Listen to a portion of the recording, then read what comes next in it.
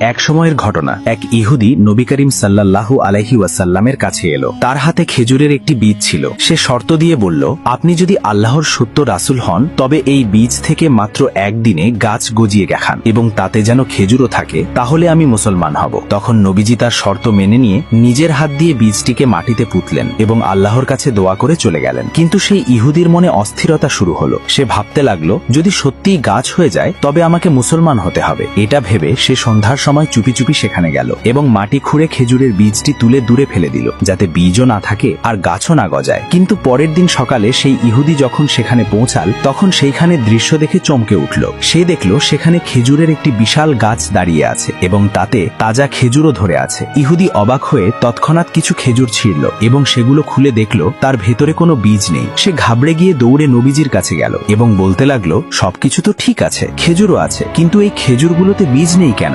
নবীজি মুচকি হেসে বললেন, বীজ কিভাবে থাকবে? ওটা তো তুমি সন্ধ্যার সময় তুলে ফেলে দিয়েছিলে। এই কথা শুনে সেই ইহুদির মন গলে গেল। তার বিশ্বাস হয়ে গেল যে নবীজির কাছে কোনো কিছুই গোপন থাকতে পারে না। সে তখনই কালেমা পড়ল এবং মুসলমান হয়ে গেল। সুবহানাল্লাহ।